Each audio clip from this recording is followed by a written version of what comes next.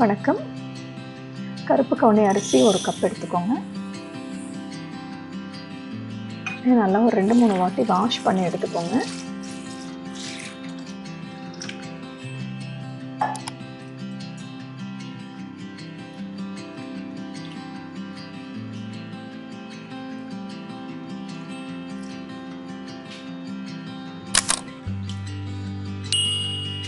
Wash பண்ணதுக்கப்புறம் தண்ணி நல்லா முழுகிற அளவுக்கு ஊற்றி வச்சுருங்க. இது ஒரு 6லேருந்து 8 மணி நேரம் ஊறணும்.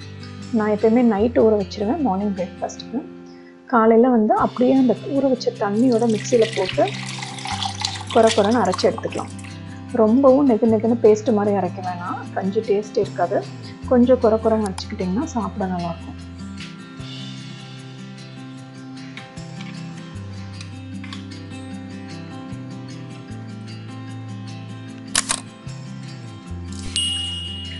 அரைச்ச விழுதை அப்படியே நீங்கள் குக்கரில் ட்ரான்ஸ்ஃபர் பண்ணிக்கோங்க.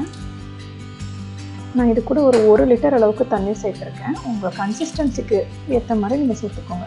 அதாவது தண்ணியாக வேணும்னா தண்ணி நிறையா சேர்த்துக்கலாம், அதுக்கு தகுந்த மாதிரி உப்பும் போட்டுக்கலாம். இல்லை கொஞ்சம் கெட்டியாக வேணும் அப்படின்னா கம்மியாக தண்ணி போட்டுக்கோங்க. நான் இங்கே 1 லிட்டர் அளவுக்கு தண்ணி சேர்த்துருக்கேன்.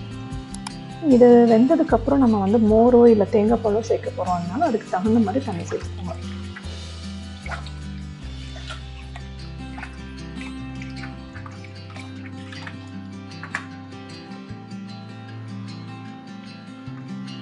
குக்கரில் போட்டு உடனே மூட வேணாம். கொஞ்சம் கஞ்சி நல்லா கொதித்து பொங்கி மேலே வரட்டும். ஏன்னா அப்படியே மூடி வச்சிட்டிங்கன்னா பொங்கும்போது குக்கரில் லீக் ஆகும். ஸோ அதை க்ளீன் பண்ணுறதுக்கு ரொம்ப கஷ்டமாக இருக்கும். அதனால் இதை கொஞ்சம் ஓரளவுக்கு ஒரு 5 மினிட்ஸ் வேக வச்சிங்கன்னா கஞ்சி மாதிரி ஆயிடும். ஸோ அந்த கஞ்சி ஆனதுக்கப்புறமா நீங்கள் மூடி வச்சு ஒரு 2 விசில் விட்டு எடுத்துருங்க.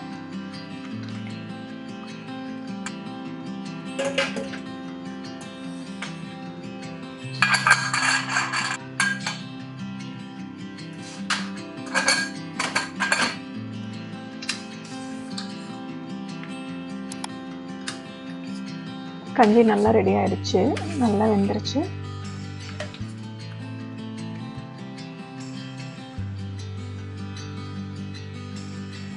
இது கூட ஒரு 1/2 கப் அளவுக்கு மோர் சேர்த்துருக்கேன். வெயில் காலத்தில் செய்கிறீங்க அப்படின்னா நீங்கள் மோர், சின்ன வெங்காயம், பச்சை மிளகாய் இதெல்லாம் போட்டு சாப்பிட்லாம். இதுவே நீங்கள் குளிர்காலத்தில் எடுத்துக்கிறீங்கன்னா மோருக்கு பதிலாக தேங்காய் பால் சேர்த்துக்கலாம். இதே அளவுக்கு ஒரு கப் அளவுக்கு தேங்காய் பால் சேர்த்துக்கோங்க. ரொம்ப நல்லாயிருக்கும். செஞ்சு பார்த்துட்டு எப்படி இருந்துச்சுன்னு கமெண்ட் செக்ஷனில் சொல்லுங்கள்.